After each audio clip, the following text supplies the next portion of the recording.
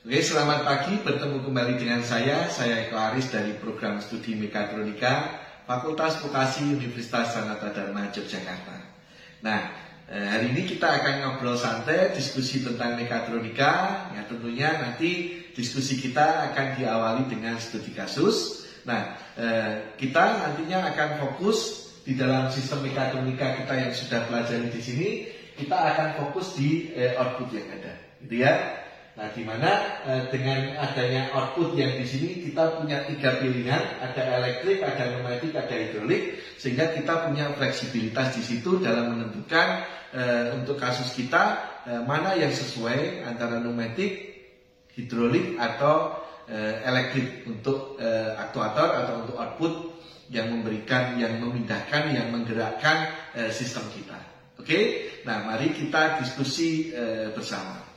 Nah, dari kasus yang ada, kasusnya adalah seperti ini.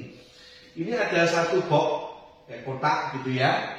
Nah, kotak di sini harus dipindahkan sejauh 400 mm. Ya, tentunya di sini nanti masih banyak variabel yang lain, gitu ya.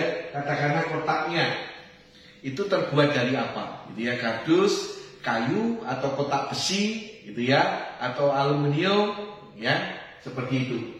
Termasuk nanti kotaknya di sini ya dimensinya berapa, gitu ya. Terus kemudian mungkin bentuknya ukuran panjang lebar tingginya berapa dan sebagainya. Terus jarak 400 mm ini juga ada variasinya, katakanlah nanti ditempuh dalam waktu berapa lama untuk memindahkan itu. 400 mili itu kan 40 cm ya, berapa lama memindahkannya, 1 detik, 2 detik, gitu ya, atau yang lain. Nah, gitu ya. Nah, kenapa? Karena variasi tersebut nanti akan mempengaruhi sensor, misalnya gitu ya. Yang pertama, kalau kotaknya terbuat dari kayu, tentunya sensor kita tidak sebagai input untuk mendeteksi bahwa ini ada kotak kayu, gitu ya. Kita harus menggunakan sensor apa? Nah, ini kita mencoba akan menyelesaikan secara holistik untuk penyelesaian mekatronik, gitu ya. Tentunya kita akan memilih sensor yang bisa mendeteksi kayu, misalnya sensor kapasitif atau sensor fotoelektrik, gitu ya. Nah, kalau ini terbuat dari besi, misalnya gitu ya, kita bisa menggunakan sensor induktif, fotoelektrik, kapasitif juga bisa dan sebagainya. Terus kemudian kalau ini terbuat dari besi, tentunya berat, dimensinya besar, berat. Nah, nanti kita harus pakai aktuator apa yang sesuai. Misalnya kalau sangat berat ya tentunya kita pakai hidrolik. Kalau kita ringan ya kita bisa pakai pneumatik. Butuh cepat, ringan, kita pakai pneumatik. Kalau hidrolik itu kuat, bisa tenaga besar, tetapi kecepatannya tidak terlalu besar. Jadi dari kasus yang ada di sini tentunya banyak variasi yang kemungkinan terjadi yang ada di lapangan, karena pemindahan atau handling ini merupakan kegiatan yang paling banyak dilakukan di industri untuk memindahkan barang dari satu tempat ke tempat yang lain. Oke, nah sekarang asumsi nanti kita akan bisa menyelesaikan dari berbagai macam aktuator yang kita punya, berbagai macam output, ya.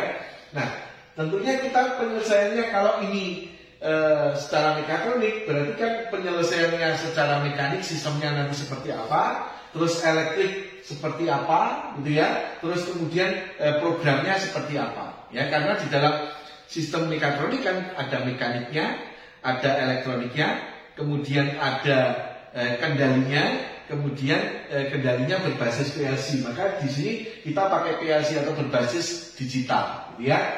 Nah, ini di sini ada pengendalian programnya. Berarti di sini dengan adanya program dan adanya PLC, adanya sistem mekanik dan elektronik di sini, ini adalah penyelesaian secara sistem mekatronik. Oke. Nah, kita mempunyai tombol. Jadi kalau tombol saya tekan, sensor mendeteksi, maka bergeser. Kalau sensor 2 mendeteksi, sistemnya berhenti, ya. Nah, kalau sistemnya berhenti, berarti di sini kalau konveyor, misalnya nanti konveyornya berhenti. Kalau silinder, berarti silindernya harus balik. Kalau silinder hidrolik juga silindernya harus balik, ya. Nah, kira-kira untuk memindahkan yang ada di sini, kalau kita lihat dari sudut mekanik, ya. Kalau elektrik di sini asumsinya adalah aktuatornya motor listrik, ya. Berarti kalau motor listrik gerakannya kan berputar. Padahal untuk memindahkan ini kita butuh gerakan linier. maka kita harus membuat satu mekanisme untuk merubah gerak putar motor listrik menjadi gerak linear. Nah, itu salah satu hal yang harus diperhatikan. Jadi kalau kita membutuhkan gerakan linear, kalau aktuator kita motor listrik, berarti kita punya cukup kesulitan karena kita memerlukan mekanisme untuk merubah gerak putar menjadi gerak linear. Alternatifnya di sini adalah konveyor. Ya, kita di sini nanti konveyornya digerakkan motor listrik sehingga kalau motor listriknya berputar, konveyornya berjalan. Gitu ya. Terus alternatif kedua menggunakan ball screw atau lead screw. Gitu ya. Maka kalau di sini berputar ballnya, terus kemudian nutnya yang ada di sini akan bergeser, tentunya menggeser benda kerja yang ada di sini. Terus mekanisme yang ketiga kita menggunakan rack and pinion, gitu ya. Di sini ada roda gigi, di sini ada roda gigi yang bentuknya lurus. Kalau ini berputar, dia akan bisa menggeser. Nah, ini alternatif ya. 3 alternatif jika kita menggunakan aktuator elektrik. Maka ini juga harus kita pertimbangkan. Jadi kalau kita kasusnya hanya menggeser seperti ini, itu ya, parameter-parameternya juga harus kita cari sungguh sehingga nanti menentukan, gitu ya, menentukan sistem mekaniknya seperti apa yang harus kita lakukan. Kalau di sini menggunakan pneumatik, misalnya cukup kuat untuk pakai silinder pneumatik, maka kita pakai silinder pneumatik, ya. Silinder gerakannya sudah linear, kebutuhannya linear, jadi lebih mudah.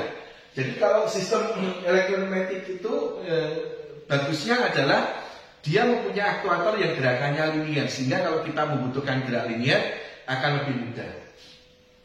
Dan yang ketiga ini adalah pakai silinder hidrolik misalnya, gitu ya. Kalau misalnya di sini bebannya berat, kita pakai silinder hidrolik yang ada di situ, tentunya akan lebih sesuai. Jadi dari kasus kita pemindahan aja kita bisa secara mekanik ya, kita bisa pakai konveyor, ball screw, lead screw apabila aktuator kita motor listrik. Mungkin ada alternatif yang lain juga teman-teman bisa mencari. Pneumatik kita pakai silinder pneumatik, hidrolik kita pakai silinder hidrolik. Nah, ini kan secara mekanik. Ya, kemudian secara elektriknya ya, kita harus mempunyai rangkaian, gitu ya. Ingat bahwa kita menggunakan bahasa simbol. Maka di sini simbol pneumatik, simbol hidrolik, gitu ya. Terus kemudian ini adalah simbol untuk elektrik. Ya, kita menggunakan motor.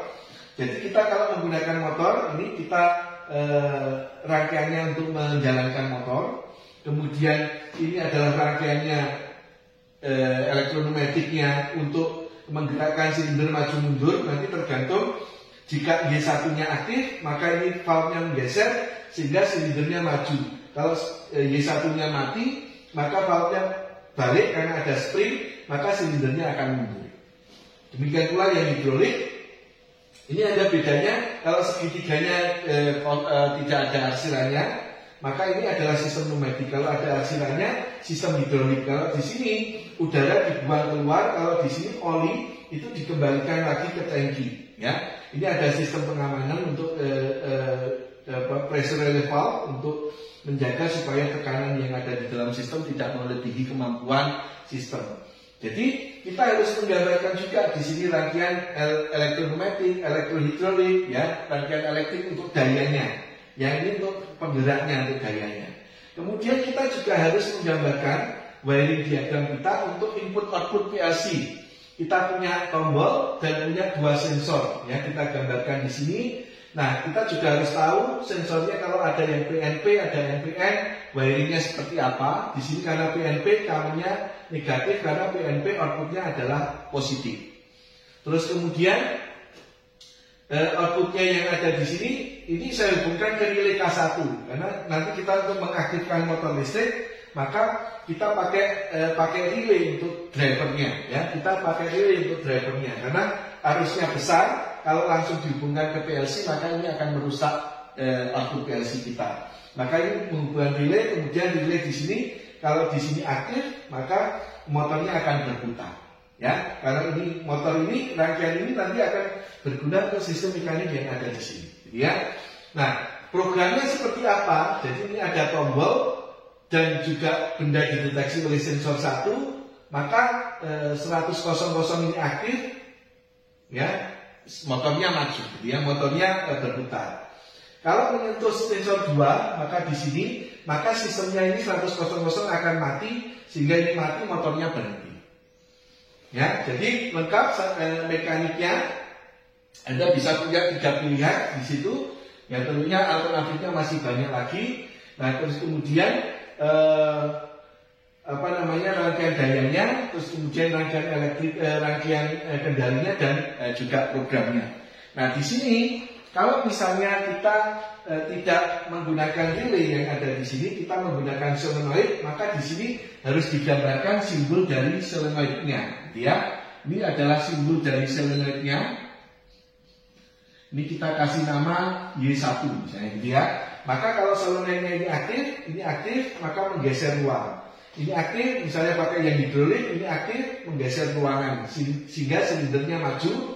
Kalau menyentuh maksimal, maka ini akan mati. Kalau mati, dia akan mundur karena ini balik karena ada spring, maka silindernya akan mundur lagi. Ya, nah ini ada dilihat di sini adalah untuk kasus sederhana di sini dengan menggunakan mechatronics, ya sistem mekatronik, maka kita punya banyak pilihan, ada fleksibilitas di situ. Maka kenapa sistem mekatronik sekarang banyak dipakai di industri? Karena industri sekarang butuh fleksibilitas.